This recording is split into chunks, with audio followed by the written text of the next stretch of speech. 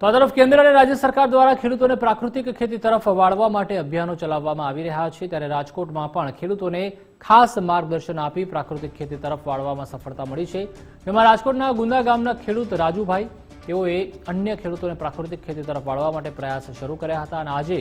રાજુભાઈએ પોતાની limited company પણ બનાવી દીધી છે। રાજુભાઈ પોતાના ખેતરમાં પ્રાકૃતિક ખેતી માટે ગૌશાળા નિર્માણ કરી અને તેમાંથી ખેતી માટે અલગ અલગ પ્રકારના ખાતરો અને રસાયણ બનાવવા લાગ્યા છે। એટલું જ નહીં, તમામ રસાયણ લેબોરેટરી ટેસ્ટ પણ તેઓ કરાવે છે અને કયા પાકમાં કયું ખાતર કે કયું રસાયણ જરૂરી છે તેની પણ ચકાસણી કરે છે અને આજે તેઓ ખેડૂતોને પ્રાકૃતિક ખેતી માટે સતત પ્રેરણા આપી રહ્યા છે।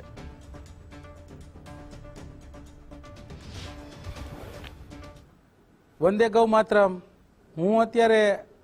ગુજરાતના રાજકોટ જિલ્લાના રાજકોટ તાલુકાના ગુંદા ગામે અમારી જ્યાં જૈન ગૌશાળા ચેરિટેબલ ટ્રસ્ટ છે ત્યાં બેઠા છીએ અને અમે એક ગાયને વિજ્ઞાન તરફ કેમ લઈ જવું એના તરફથી અમે આગળ વધી રહ્યા છીએ। તો અમે એક વિશ્વાંતિ નેચરલ્સ પ્રાઇવેટ લિમિટેડ નામનું એક ગૌ આધારિત એક પ્રોડક્ટ કમ્પ્લીટ કરી અને આગળ વધી રહ્યા છીએ। તો તેમાં અમે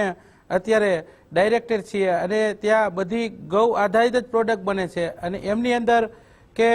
ગાય વિજ્ઞાન તરફ કેવી રીતે જાય એની એક અમે પ્રેરણા ખેડૂત મિત્રો સુધી પહોંચાડી રહ્યા છીએ। તો શરૂઆત કરીએ। રાજકોટ તાલુકામાં અત્યારે જે ખેડૂતોને એક્ટિવ કરવાનું કારણ મેઇન એ છે કે ગુજરાત પ્રાકૃતિક કૃષિ વિકાસે એક બોર્ડ બહાર પાડ્યું છે, એમાં બધા ખેડૂતો અત્યારે કરતા નથી પણ આગળ જતા એવું સમજાવવાનું કે જીવામૃત, ઘન જીવામૃત, બીજામૃત, આ બધા મિશ્ર પાક અને આચ્છાદન આ પદ્ધતિથી ખેતી કરશે તો આગળ જતા એમને જમીનમાં ઉત્પાદન સારું મળશે, પ્લસ એને રાસાયણિક ખાતર અને દવા વગરની ખેતી એના કરતાં પણ શરીર માટે હેલ્ધી અને પોષક તત્વોવાળો ખોરાક